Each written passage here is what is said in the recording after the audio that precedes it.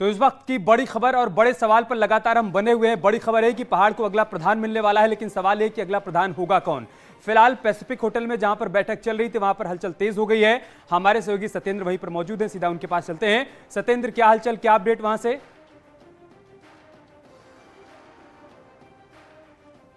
बिल्कुल अमित, आपको बताता हूँ क्योंकि अभी कुछ देर पहले आपने देखा ये यहाँ पे तीरथ सिंह रावत के जो पूर्व मुख्यमंत्री और सांसद हैं वो भी इस मीटिंग में पहुँचे हैं। और जो अभी ऊपर जो फर्स्ट फ्लोर में मीटिंग चल रही है वो अभी लगातार जारी है।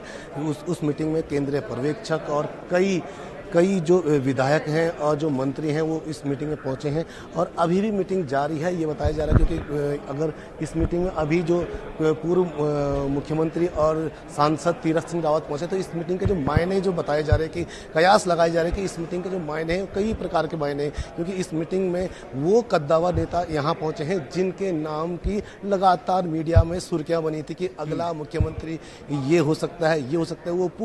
वो जो पूरे चेहरे हैं वो फिलहाल इस मीटिंग में देखने को मिल रहे हैं। लेकिन दिखा भी रहे हैं कि दावेदारों में कौन कौन से नाम हैं। एक बार सुनील के पास चलते हैं जो कि बीजेपी ऑफिस में मौजूद हैं। सुनील, क्या अपडेट है आपके पास, किस तरीके की हलचल वहां? अमित मेरे साथ ऋतुभूषण खंडूरी हैं जो कोटद्वार से चुनाव जीत के आए हैं। बीजेपी महिला मोर्चा की प्रदेश अध्यक्ष भी हैं, वो अभी इस मीटिंग में शामिल होने आए हैं। मैं उनसे जान रहा था कि आधी आबादी की क्या हिस्सेदारी होगी बीजेपी में। आपको मैंने जैसे अभी बताया, हमने महिलाओं ने इस बार मिथक तोड़ा है उत्तराखंड में कि हर बार एक ही सरकार, दूसरी बार दूसरी सरकार आती, तो मिथक टूटा है। और 38 सीटों में अगर बहनों ने बढ़ चढ़कर हिस्सा लिया है और पुरुषों से ज्यादा वोट की है तो निश्चित तौर पर हम बधाई देना चाहेंगे उत्तराखंड की अपनी बहनों को और आगे भी उनके लिए कार्य करेंगे। उनको और सशक्त मजबूत बनाने के लिए और कार्य किया जाएगा। आधी आबादी की मैम क्या हिस्सेदारी, सरकार में क्या हिस्सेदारी होगी? डेफिनेटली कैबिनेट में हिस्सेदारी होगी। Thank you ma'am. तो आप देखिए अमित, ऋतुभूषण खंडूरी हैं जो कोटद्वार से भारी मतों के साथ और कांग्रेस के दिग्गज नेता सुरेंद्र सिंह नेगी को हराकर दोबारा से उत्तराखंड विधानसभा में पहुंची हैं। उन्होंने स्पष्ट तौर पर कहा कि जो आधी आबादी ने बीजेपी में विश्वास जताया, उनको पूरी उम्मीद है कि सरकार में भी उनको उसी हिसाब से प्रतिनिधित्व मिलेगा, यानी कि कैबिनेट में उनको हिस्सेदारी जरूर मिलेगी। पिछली कैबिनेट में एक महिला मंत्री थी, रेखा आर्य। इस बार की कैबिनेट का क्या स्वरूप होगा ये भी मुझे लगता है कि विधानमंडल दल की मीटिंग के जस्ट बाद इस कैबिनेट की तस्वीर भी बहुत कुछ साफ हो जाएगी। जी, सीएम वाला सवाल आपने उनसे नहीं किया, लेकिन कैबिनेट में भागीदारी का उन्होंने जिक्र किया। एक बार मेनका के पास चलते हैं। मेनका, पिछली बार महिला चेहरे के तौर पर सिर्फ और सिर्फ रेखा आर्या थी जो कि कैबिनेट में शामिल थी। इस बार प्रधानमंत्री मोदी ने जीत के बाद जिस बात का जिक्र किया कि महिलाओं की बहुत बड़ी भागीदारी रही बीजेपी की जीत में, फिर चाहे हम उत्तर प्रदेश की बात करें, उत्तराखंड की बात करें, गोवा की बात करें, मणिपुर की बात करें, तो क्या हमें कैबिनेट में और सरकार में भी वो भागीदारी देखने को मिल सकती है? वो संदेश दिल्ली से गया होगा पहाड़ के लिए भी? बिल्कुल अमित, और यही बात जो अभी खंडूरी जी ने कही कि कैबिनेट में भी मौका मिले, कैबिनेट की वो प्रबल दावेदार, हालांकि मुख्यमंत्री के रेस में भी उनका नाम खासकर महिला कार्यकर्ताओं की ओर से लाया गया था, लेकिन शायद उन्हें भी ये संकेत, ये संदेश मिल चुका है। कैबिनेट की बात वो कह रही है। निश्चित तौर पर इस बार महिलाओं की भागीदारी उत्तराखंड कैबिनेट में बढ़ी हुई नजर आ सकती है। ऐसा माना जा रहा है कि इस बार महिला मंत्रियों की संख्या में इजाफा उत्तराखंड में देखने को मिल सकता है और यहां से एक संदेश देने की कोशिश भी हो सकती है कि हाँ, महिलाओं की हम सिर्फ बात नहीं करते हैं बल्कि महिलाओं के साथ खड़े भी होते हैं, उन्हें उस पद पर भी बैठाते हैं जहां से वो सशक्त हो सके और फिर वो दूसरी महिलाओं के लिए, समाज के लिए काम कर सके। ये संदेश भी दे सकती है। उत्तर प्रदेश में भी हमने देखा, उत्तराखंड में भी देखा, और माना जा रहा है, जो जानकार हैं, जो विश्लेषक हैं, जो आंकड़ों का गुणागणित कर रहे हैं, कैलकुलेशन कर रहे हैं, वो यही बता रहे हैं कि महिलाओं की जो भागीदारी है वो जाति धर्म से ऊपर उठ करके बीजेपी को वोट देने में बढ़ी है और बीजेपी की जीत के पीछे एक बहुत बड़ी वजह महिला वोट बैंक है। जो MY समीकरण की बात की जा रही है कि इस बार M मतलब महिला, Y मतलब योजनाएं, ये दो समीकरण बीजेपी ने साध लिए और इन्हीं दो समीकरणों ने बीजेपी को उत्तराखंड में और उत्तर प्रदेश में फायदा पहुंचाया। मणिपुर और गोवा की बात भी इसी वजह से कही जा रही है। तो ऐसे में जाहिर सी बात है कि उत्तराखंड कैबिनेट में महिलाओं की भागीदारी तो इस बार जरूर बढ़ेगी और उसी वोट बैंक को लाभार्थी वोट बैंक भी कहा जा रहा है। मेनका, उसी वोट बैंक को जो आप MY समीकरण समझा रहे हैं उसे लाभार्थी वोट बैंक कहा जा रहा है, जो कि बीजेपी की तरफ से एक नया टर्म क्रिएट किया गया है। अनूप के पास कोई अपडेट है? एक बार उनके पास चल लेते हैं। अनूप, क्या अपडेट आपके पास?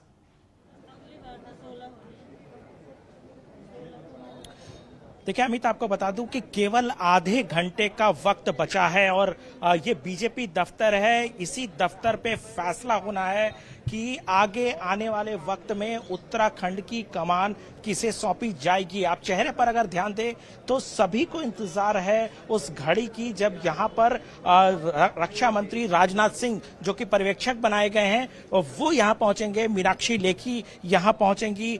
इसके अलावा जो बीजेपी के सभी वरिष्ठ नेता वो पहुंचेंगे, क्योंकि इस बैठक में न केवल जीते हुए विधायकों को बुलाया गया है बल्कि सभी सांसदों को भी जो उत्तराखंड से आते हैं उन्हें भी बुलाया गया है। और उसके बाद सारी रायशुमारी, चूंकि रायशुमारी पूरी हो चुकी है, अब फैसले लेने की घड़ी जो है वो अब आ गई है। और सभी के चेहरे हैं वो इस बात का इंतजार कर रहे हैं कि 5 बजे बैठक शुरू होगी और कुछ ही क्षण में 5 बजे के कुछ ही क्षण में हो सकता है कि 5:10 में ये साफ हो जाए, ये तस्वीर साफ हो जाए कि उत्तराखंड में अगला मुख्यमंत्री कौन बनने जा रहा है। देखिए ये तय पहले से केंद्रीय नेतृत्व की तरफ से की जा चुकी है। सिर्फ अब फैसला या कह सकते हैं कि मुहर लगाए जाने की बारी है जो इसी दफ्तर में लगाई जाएगी।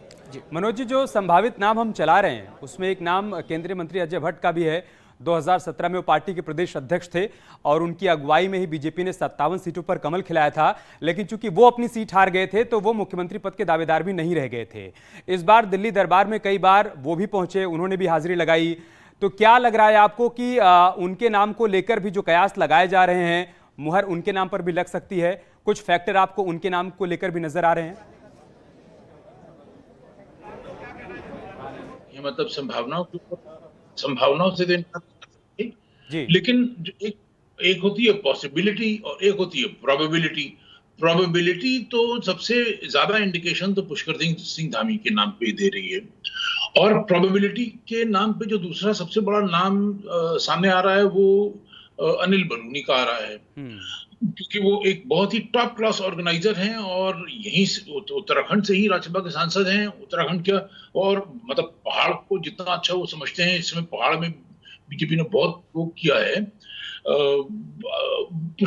अनिल बलूनी सेकंड नाम बहुत प्रबल रूप से लिया जा रहा है। अब बाकी तो देखिए संभावनाएं तो बहुत कुछ है, संभावनाओं के ऊपर तो कोई इनकार नहीं कर सकता। ठीक है, आप कह रहे हैं कि पॉसिबिलिटी है कि पुष्कर धामी रिपीट हो जाएं और प्रोबेबिलिटी है कि अनिल बलूनी के नाम पर मुहर लग जाए। तो अगर मगर वाला सवाल छोड़ देते हैं क्योंकि सिर्फ और सिर्फ 32 मिनट बचे। मैं कह रहा हूं कि प्रोबेबिलिटी है कि पुष्कर धामी रिपीट हो जाएं। अच्छा। और प्रोबेबिलिटी ये भी है कि अनिल बलूनी बना दिए जाएं। प्रोबेबिलिटी, ये दोनों प्रोबेबिलिटीज हैं। अब अजय भट्ट और बाकी नाम जो है वो पॉसिबिलिटीज, वो सब पॉसिबिलिटीज हैं। ठीक है, अगर मगर वाला छोड़ देते हैं सर, सिर्फ 32 मिनट बचे हुए हैं, देख लेते हैं कि 32 मिनट बाद किस नाम पर मुहर लगती है। और बड़ा अपडेट, बड़ी जानकारी ये है कि होटल में जो बैठक चल रही है तकरीबन 20 मिनट हो चुके हैं उस बैठक को चलते हुए, और 10 मिनट के बाद ये कहा जा रहा है कि वो बैठक समाप्त हो जाएगी और उसके बाद सभी लोग बीजेपी ऑफिस के लिए यहां से मूव कर जाएंगे। सत्येंद्र जो कि होटल के बाहर मौजूद हैं, एक बार फिर से उनके पास चलते हैं। सत्येंद्र, क्या अपडेट है, आप वहां पर क्या देख पा रहे हैं आप? अमित, आप देख सकते हैं कि पूर्व मुख्यमंत्री त्रिवेंद्र रावत भी यहाँ पहुँच चुके हैं मीटिंग में। मीटिंग अभी भी चल रही है और उनके साथ गणेश जोशी भी यहाँ पहुँच चुके हैं और मीटिंग अभी लगातार चल रही है। इस मीटिंग के मायने कई लगाए जा रहे हैं कि जो मुख्यमंत्री जो हम बात करें, जो बड़े नेता उत्तराखंड के, वो यहाँ इस होटल में पहुँच चुके हैं और इस मीटिंग में शामिल हो रहे हैं। यानी कि इस मीटिंग के अब जो मायने हैं वो धीरे धीरे खास होते जा रहे हैं। और भले ही जो नेता जो उत्तराखंड में कौन मुख्यमंत्री होगा उसका जो बारे में जो चर्चा अभी यहाँ पे चल रही है और उसके जो नाम की घोषणा होगी वो बीजेपी ऑफिस में होगी। लेकिन इस मीटिंग के भी अब मायने कुछ खास बताए जा रहे हैं। मीटिंग में वो नाम रख दिया, बड़े जो नेता हैं वो नाम रख दिया जाएगा। लेकिन एक बात ये बताइए कि लिफ्ट जो बार बार ऊपर जा रही है राजनाथ सिंह के फर्स्ट फ्लोर पर जाने के बाद, इसमें से अभी कोई नीचे भी उतरा है या फिर जितने चेहरे वहां पर पहुंच रहे हैं सब ऊपर ही जा रहे हैं? सत्येंद्र। बिल्कुल अमित, क्योंकि अभी सभी लोग ऊपर ही जा रहे हैं, उन मीटिंग में शामिल हो रहे हैं। लेकिन मीटिंग से अभी एक बड़ी खबर है कि थोड़ी देर बाद बीजेपी ऑफिस में ऐलान हो जाएगा उस नाम का कि पहाड़ का अगला प्रधान कौन होगा। होटल से निकलने वाले हैं राजनाथ सिंह। बड़ी खबर, बड़ा अपडेट, थोड़ी देर में बीजेपी ऑफिस पहुंच जाएंगे राजनाथ सिंह, जो कि इस वक्त पैसिफिक होटल में मौजूद है। वहां पर बैठक चल रही है। बस कुछ ही मिनट बाद वो होटल से बाहर निकलेंगे, उसके बाद बीजेपी ऑफिस जाएंगे जहां पर सभी विधायक मौजूद हैं। बीजेपी विधायक दल की वहां पर बैठक होगी।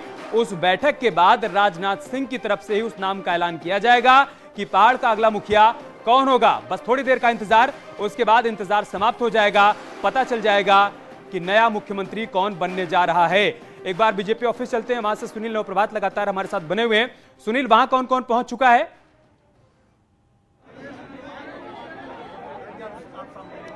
देखिए, लगातार विधायकों का सिलसिला पहुंचने का शुरू हो गया है। आप देखिए, दुर्गेश लाल हैं और मौजूदा जो असेंबली है उसमें सबसे कम उम्र के विधायक हैं, बीजेपी के पुरोला से जीतकर विधायक हैं। दुर्गेश लाल जी, क्या संभावना है, आज कौन मुख्यमंत्री चुना जाने वाला? सबसे पहले उत्तराखंड प्रदेश वासियों को बधाई। इस बार जो पंचम जो है विधानसभा चुनाव में जो नया मुख्यमंत्री बनने जा रहे हैं, जो हमारे राष्ट्रीय नेतृत्व डिसाइड करेगा वो सब हमारा विधायक मुख्यमंत्री। सस्पेंस बना हुआ है, कब तक पर्दा उठेगा? कुछ जानकारी मिल पाई है कि कौन मुख्यमंत्री की कमान संभालेगा? बस थोड़ी देर में आपको सूचना मिल जाएगी, शुभ संकेत मिल जाएंगे। धन्यवाद। देखिए, सब सस्पेंस में है, सब अंधेरे में भी तीर मार रहे हैं, लेकिन बीजेपी कार्यालय में मीटिंग, तो अब पार्टी कार्यालय में मीटिंग है। कब तक क्लियर हो जाएगा? अब 5 बजे से मीटिंग प्रारंभ हो जाएगी। आप भी आइए, मैं वहीं चल रहा हूँ। क्या लग रहा है, कौन रहेगा, क्या कुछ? कोई ना कोई मुख्यमंत्री बनेगा। देखिए, अभी मीटिंग में आप लोग रहे हैं सर, क्या कुछ रहा मीटिंग में? मीटिंग में ये है, 5 बजे बैठक में सब तय हो जाएगा। मंत्री या विधानसभा सर इस बार? मेरे लिए पूछ रहे हैं? जी बिल्कुल, जो हाईकमान तय करेगा। आपको काफी देर मीटिंग, बस बिल्कुल, अब 10 से 15 मिनट की बात है, तय हो जाएगा। जी, प्रेमचंद्र अग्रवाल का कहना है कि बस 10 से 15 मिनट की बात है, उसके बाद तय हो जाएगा कि कौन अगला मुख्यमंत्री होगा। सत्येंद्र, प्रेमचंद्र अग्रवाल भी मुस्कुराकर चले गए और सुबोध उनियाल भी मुस्कुराकर चले गए। बिल्कुल बिल्कुल, क्योंकि जितने भी अभी यहाँ पे जो विधायक आए थे वो उसमें से कई विधायक यहाँ से निकल गए हैं। जिसमें हम प्रेमचंद्र अग्रवाल की बात करें या मुन्ना सिंह चौहान भी आए थे, वो भी यहाँ से भी निकले, सब मुस्कुराते हुए निकले हैं। लेकिन सबका एक ही कहना है कि बस कुछ ही समय, कुछ क्षण और बचे हैं। जो उत्तराखंड में सीएम का जो नाम होगा वो कुछ ही क्षण में पता चल जाएगा। गणेश जोशी जी यहाँ से निकल रहे हैं, इनसे बात करते हैं। सर आप मीटिंग में रहे हैं सर, क्या नहीं, मैं तो कट से उनको मीनाक्षी जी को उनको विश करने गया हूँ, क्योंकि दोनों से मेरे पुराने व्यक्ति के संबंध में भी मिलकर भी आया था। और थोड़ा इंतजार कीजिएगा, आधे घंटे के बाद सारी क्लियर हो जाएगी। क्या मंत्रिमंडल में कुछ तय होगा कि आज ही? अरे नहीं, मेरी बात सुनो यार, आज तो सिर्फ मुख्यमंत्री जी का तय हो रहा है, बाकी मंत्री जो तय है ना सब हो जाएगा। ये देखिए कि गणेश जोशी जी थे, इनका साफ तौर पर कहना है कि आज से मुख्यमंत्री का नाम ही घोषित होगा और मंत्रियों के नाम की चर्चाएं बाद में की जाएगी। जी, ये चेहरे क्या बता रहे हैं सत्येंद्र की अभी जो बैठक चल रही थी फर्स्ट फ्लोर पर, इन चेहरों को ये बता दिया गया कि वो चेहरा कौन होगा जो पहाड़ का अगला मुख्यमंत्री बनने जा रहा है? बिल्कुल जिस तरीके से ये लोग अभी निकले हैं, विधायक लोग यहाँ से निकले हैं, उनको देखते हुए साफ तौर पे लगा कि उनको पता तो चल गया, लेकिन अभी एक औपचारिकता बाकी है। उस औपचारिकता के बाद ही ये कुछ डिसाइड हो पाएगा, इसलिए ये लोग भी अभी कुछ कह नहीं पा रहे हैं। लेकिन अभी जो गणेश जोशी जी से हमने बात की, उनका साफ तौर पर कहना है कि आज सिर्फ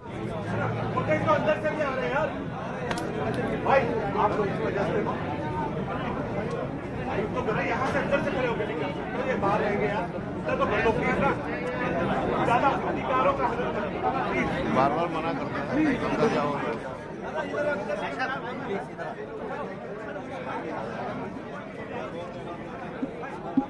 फैसला होगा वो हमें स्वीकार। किशोर उपाध्याय को आप देख पा रहे हैं और सुन पा रहे हैं, जो कि कांग्रेस पार्टी में हुआ करते थे, कांग्रेस के प्रदेश अध्यक्ष भी रह चुके हैं। इस बार बीजेपी में आए, बीजेपी ने चुनावी मैदान में उतारा, उन्होंने जीत दर्ज की है और कैबिनेट में संभावित नामों में उनके नाम का भी जिक्र हो रहा है। बस थोड़ी देर बाद सीएम के नाम का ऐलान हो जाएगा। न्यूज 18 से प्रेमचंद्र अग्रवाल ने कहा है कि हाईकमान तय करेगा कि सीएम चेहरा कौन होगा। प्रेमचंद्र अग्रवाल जो कि विधानसभा स्पीकर थे, एक बार फिर से उन्होंने चुनावी मैदान में जीत दर्ज की है और उनसे उनके रोल को लेकर पूछा गया तो उन्होंने कहा कि हाईकमान ही सब कुछ तय करेगा कि कौन सीएम होगा और सरकार में किसका क्या रोल होगा। फिलहाल बड़ी जानकारी यही है कि पैसिफिक होटल में जो बैठक चल रही थी, उस बैठक से प्रेमचंद्र अग्रवाल निकल चुके हैं। सुबोध उनियाल जो कि पिछली सरकार में सरकार के प्रवक्ता थे, वो भी निकल चुके हैं। गणेश जोशी भी वहां से रवाना हो गए हैं।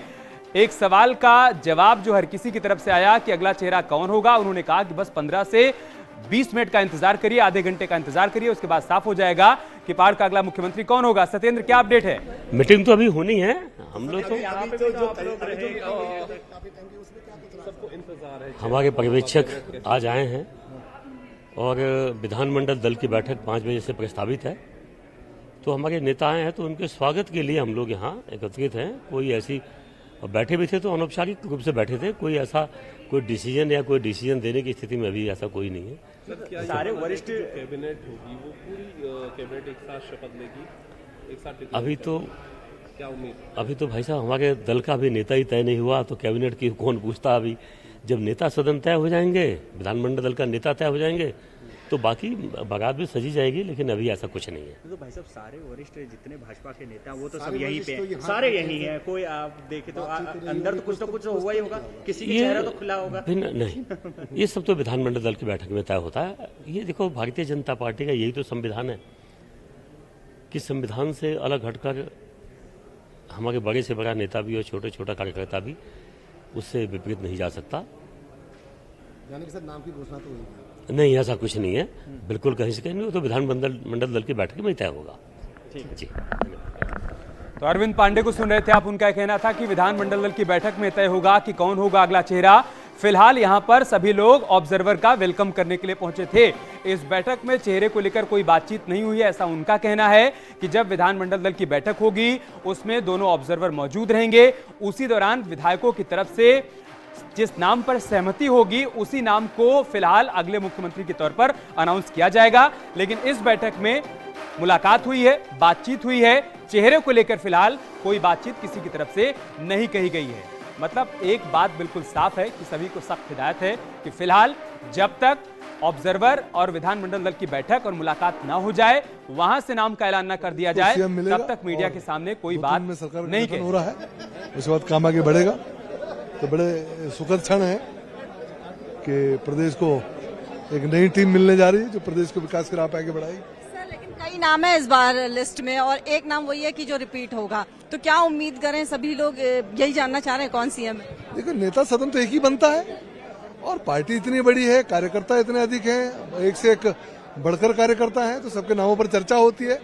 लेकिन जो समीकरणों के हिसाब से ठीक पाते हैं उसके बारे में निर्णय होता है, जिसको आगे करके हम लोग आगे की राजनीति को ठीक प्रकार से कर सकते हैं, उसके नाम पर निर्णय होता है और वही निर्णय हुआ होगा। तो ये विनोद चंद्रोली को आप सुन रहे थे, जो क्या ठीक है। तो जो सरकार और संगठन में तालमेल बनाकर आगे बढ़ेगा, जो पहाड़ को आगे लेकर जाएगा, वही अगला चेहरा होगा। बस कुछ मिनट का इंतजार करिए, इस बड़ी खबर पर लगातार हम बने हुए हैं। जैसे उस नाम का अनाउंसमेंट होगा कि पहाड़ का अगला प्रधान कौन होगा, वो भी आपको बताएंगे। एक छोटा सा ब्रेक, बहुत जल्द होगी वापसी।